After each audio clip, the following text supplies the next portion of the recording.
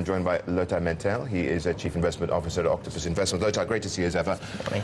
What do you make of this? I mean, it seems like the mechanics here are going to be very difficult to actually, well, manage, I suppose, here.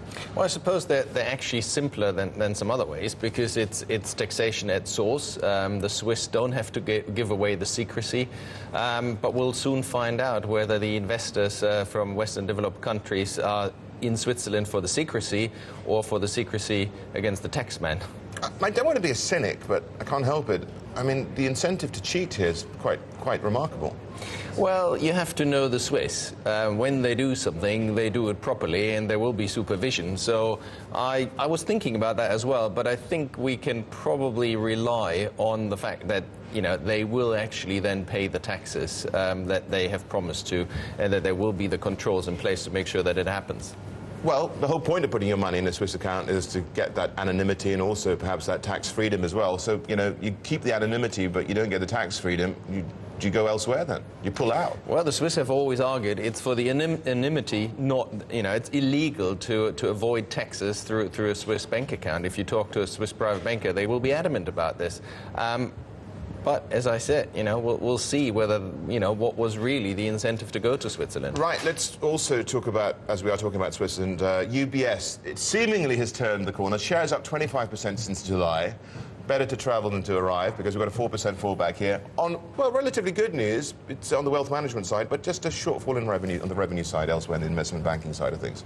I think the Swiss banks, the big Swiss banks, have tougher times ahead, because it's sort of a double whammy that's hitting them. On the first hand, the whole tax issue that we've just discussed, and what pressure will that put onto their wealth management. But then also Switzerland is a small country, therefore they cannot afford ever to having to bail out these big banks. Hence the Swiss finish. Exactly. That's why you've got that gold plating going on, which is obviously going to be another drag on the big Swiss banks. So they're going to underperform, is what you're suggesting here? They will have to work very hard to keep up with the rest. And if I was one of the big Swiss banks, I would reconsider where I'm headquartered. Oh, really? Yeah. Well, but I'm sure that the government there wouldn't really appreciate that, No, would they wouldn't. And it's something completely unthinkable for, I think, the Swiss public. But, hey, if you have to compete with the global best, then you might have to think about it. How do banks fit in terms of what you recommend to clients and what Octopus does? Banks are a bit of a difficult trade at the moment. It's really more on the shorter term that you can probably make profits with them. There are tougher times ahead for the banks. They're at the moment still very much in the sweet spot, but I wouldn't put my very long-term money in with the banks. Seen a good run-up for equity markets, generally speaking. What's your view? Can it continue? Do we have the momentum now? I think it's going pretty well at the moment, particularly coming from the smaller cap area that we look a lot at, particularly the micro cap.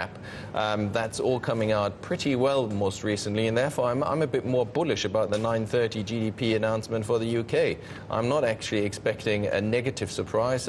We could be in for a positive surprise. Like we did last time as well. Yeah. Thanks a lot, Lothar. Lothar Mentel, he is from Octopus Investment. Right.